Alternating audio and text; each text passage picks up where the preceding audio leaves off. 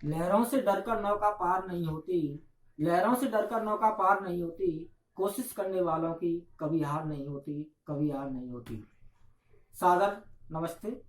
मैं ओम प्रकाश गोस्वामी केंद्रीय विद्यालय मुजफ्फरनगर से केंद्रीय विद्यालय संगठन आगरा संभाग आपके समक्ष आज कवि कुमार नारायण की कविता बात सीधी थी पर चर्चा करने जा रहे हैं।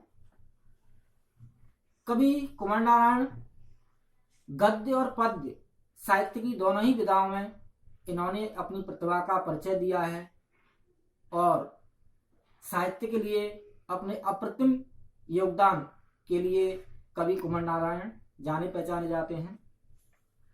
बात सीधी थी कविता के माध्यम से कवि ने बात को सरल से सरल शब्दों में कहने यानी कथ्य को, व्यक्ति के अपने मन की बात को सरल से सरल शब्दों में, आसान से आसान शब्दों में कहने की सीख दी है। बात सीधी थी कविता के माध्यम से कवि कुमार नारायण जी के द्वारा। कई बार हम बात को आडंबर युक्त बना देते हैं, कठिन शब्दों का उपयोग करके हम बात का जो अर्थ है, उसका जो असर है, आडंबर युक्त भाषा के द्वारा हम उस बात को बेअसर कर देते हैं। बात यानी कविता। कवि इस कविता के माध्यम से कहना चाहते हैं कि अच्छी बात या अच्छी कविता का बनना सही बात का सही शब्दों से जुड़ना होता है।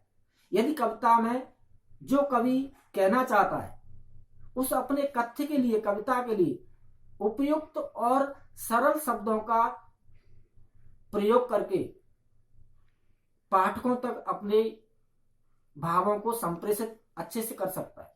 लेकिन वही बात, वही कविता जब आडंबर युक्त भाषा, कठिन शब्दों का प्रयोग किया जाता है तो वह बात, वह कथ्य, वह भाव बेअसर हो जाता है, प्रभावहीन हो जाता है।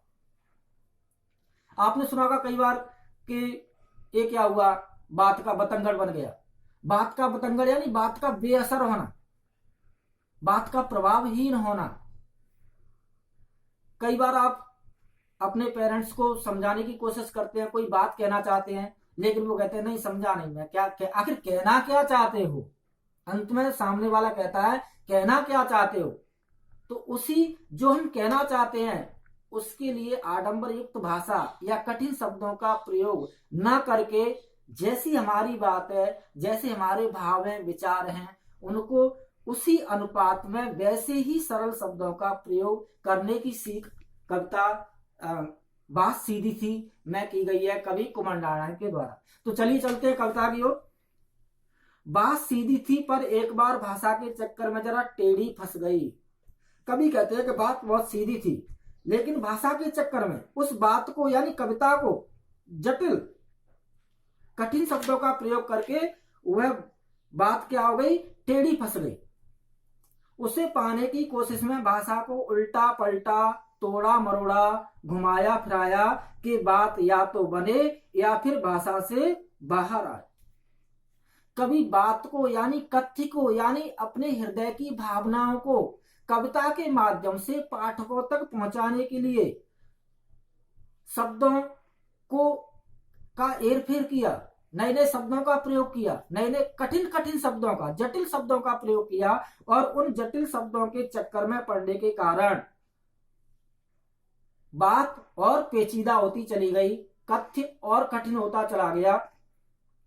लेकिन इससे भाषा के साथ साथ बात और भी पेचीदा होती चली गई। पेचीदा मीन्स कठिन होना, आडंबर युक्त होना, जटिल होना, जो आम जनता की समझ से परे हो। यहां पर हम एक उदाहरण रखना चाहेंगे कवि केशवदास की रामचंद्र का और गोस्वामी तुलसीदास का रामचरितमानस। दोनों ही काव्यों में राम के जीवन के बारे में लिखा है कवियों ने, लेकिन रामचंद्र का के बारे में कोई नहीं जानता, कोई नहीं पढ़ता। तुलसीदास द्वारा रचित रामचरितमानस का पाठ घर घर में किया जाता है। रामचरितमानस की चौपाइयां, दोहे, छंद पढ़े लिखे, साक्षर और निरक्षर यानी अनपढ़ दोनों को ही अच्छे से आती है, दोनों को ही पढ़ना सुनना अच्छा लगता है रामचरितमानस को, जो कि तुलसी कृत है। लेकिन रामचंद्र का को पढ़ना सुनना बहुत ही जटिल है। जटिलता के कारण रामचंद्र का को इतना लोगों ने पसंद नहीं किया, लेकिन रामचरितमानस को आम जनता पसंद करती है, पाठ करती है, मन से सुनती है। तो यह किसका फर्क रहा? भाषा का। सारी मुश्किल को धैर्य से समझे बिना मैं पेज को खोलने के बजाय उसे बेतरह कसता चला जा रहा था। कवि कहते हैं कि आखिरकार जब हम कोई बात कहना चाहते हैं कविता के माध्यम से, या आपस में बात करते हुए कोई बात कहना चाहते हैं, तो हमें समझना चाहिए कि मुझे इस बात को कहने के लिए कैसे शब्दों का प्रयोग करना चाहिए, कैसी भाषा का प्रयोग करना चाहिए। हमें धैर्य रखना चाहिए, समझना चाहिए। लेकिन कवि कहते हैं कि कवि ने बिना धैर्य धारण किए, बिना सोचे समझे, उन्होंने पेच, एक पेच है, इसमें चूड़ी देख सकते हैं, चूड़ियां हैं। अब इसको हम, इसमें टेढ़ा हो गया तो ये नहीं कस पा रहा है, लेकिन कवि को करना चाहिए था कि इसको खोल करके और फिर से कसने का प्रयास करना चाहिए। लेकिन कवि ने ऐसा नहीं किया। उस टेढ़े पेच को ही, जो फंस गया था, उसी को बार बार कसने की कोशिश करता चला गया। अर्थात जो बात शब्दों के माध्यम से ठीक प्रकार से प्रकट नहीं हो पा रही थी, उसी को सुधारने की बजाय, सरल शब्दों के प्रयोग की बजाय और कठिन शब्दों का प्रयोग करता चला गया। क्योंकि इस कर्तव्य पर मुझे साफ सुनाई दे रही थी तमाश बीनों की शाबाशी और वाह वाह। अब कवि के ऐसे कर्तव्य पर, कवि के ऐसे कार्य पर जो तमाशबीन थे, दर्शक थे, वह वाहवाही कर रहे थे, बहुत खूब, बहुत खूब, बहुत सुंदर रचना, बहुत सुंदर शब्द। लेकिन अक्सर ऐसा नहीं होता है। हमारी गलती पर हमें डांटने वाला, रोकने वाला हमारा कोई सच्चा मित्र हो सकता है या अपना हो सकता है। ज्यादातर लोग हमारी गलती पर हमारा तमाशा बनाने वाले होते हैं। सही दिशा निर्देश देने वाला कोई नहीं होता है। जो जब हम बात का बतंगड़ बन जाता है या बात को ठीक से कह नहीं पाते हैं, तो हम क्या बन जाते हैं? लोगों में अपने आप का तमाशा बना देते हैं, हम खुद तमाशा बन जाते हैं, और इससे बात बेअसर हो जाती है, कविता प्रभावहीन हो जाती है। आखिरकार वही हुआ जिसका मुझे डर था। जोर जबरदस्ती से बात की चूड़ी मर गई और वह भाषा में बेकार घूमने लगी। जोर जबरदस्ती, यानी जैसे शब्दों का प्रयोग, जटिल शब्दों का प्रयोग कवि कर रहा था, वैसे ही और जटिल शब्दों का प्रयोग करता गया जबरदस्ती। जबकि ना कोई तुक बन रही थी कविता में, ना कोई लय बन रही थी, ना ही जिस बात को वह कहना चाह रहा था वह बात भी उन शब्दों से प्रकट नहीं हो रही थी। अब जोर जबरदस्ती से यदि इसको कसा जाएगा तो ये ठीक से नहीं कस पाएगी। ये ऐसे ही चक्कर काटती रहेगी, ऐसे ही घूमती रहेगी, और इसकी चूड़ी भी मर जाएंगी। बात की चूड़ी मर जाना अर्थात बात का बेअसर हो जाना, प्रभावहीन हो जाना, उसकी अर्थवत्ता खो जाना, उसका अर्थ खो जाना, उसका जो उद्देश्य है बात का वह प्रकट नहीं हो पाए। हार कर मैंने उसे कील की तरह उसी जगह ठोक दिया। कभी कह रहा जैसे कील को ठोक देते, यदि कस नहीं पा रही है, ये पेंच कस नहीं पा रहा है, तो हमने क्या किया? हथौड़ी ली और हथौड़ी से इसको यहीं पर कस दिया, ठोक दिया। लेकिन ऐसे ठोकने से क्या होगा? ये ऊपर से तो ठीक ठाक लगेगी ठोकने के बाद, लेकिन अंदर से ना तो उसमें कसाव था और ना ही ताकत।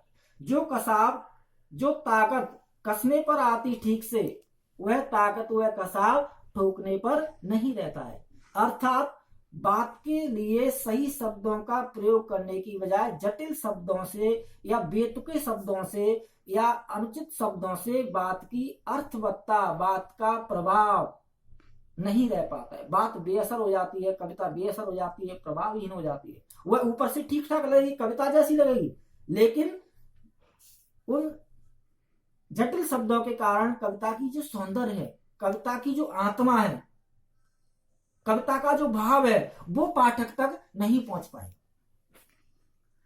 बात जो एक शरारती बच्चे की तरह मुझसे खेल रही थी, मुझे पसीना पहुंचते देखकर पूछा, क्या तुमने भाषा को सहूलियत से बरतना कभी नहीं सीखा?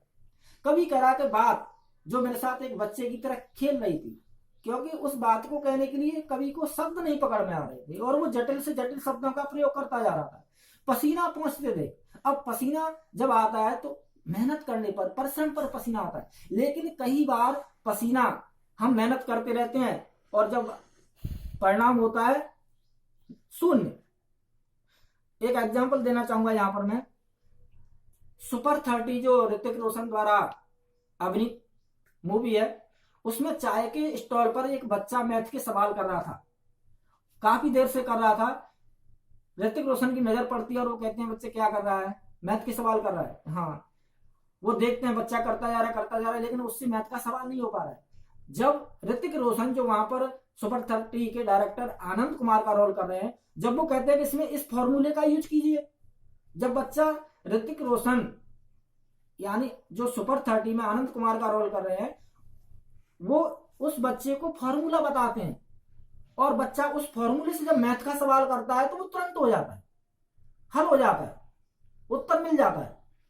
वैसे ही हम कई बार इसी तरह की मेहनत करते रहते हैं जिसका परिणाम शून्य रहता है। ऐसे पसीना बहाने से कोई फायदा नहीं है। ऐसा पसीना बहाना निरर्थक है, सार्थक नहीं है। हमारा पसीना बहाना कैसा होना चाहिए, सार्थक होना चाहिए। हमारी मंजिल सही दिशा की तरफ होनी चाहिए, हमारा कार्य सार्थक होना चाहिए। हम जो कहना चाहते हैं अपने घर में बड़ों से, उस बात को, उस कथ्य के लिए हमें सरल से सरल, आसान से आसान शब्दों का प्रयोग करना चाहिए। उसी तरह से कविता में भी जो भी कवि का कथ्य है, जो कवि कहना चाहता है, जो कवि के हृदय में जो भाव है, उस भाव को प्रकट करने के लिए, उस बात को कहने के लिए कवि को सरल से सरल शब्दों का प्रयोग करना चाहिए।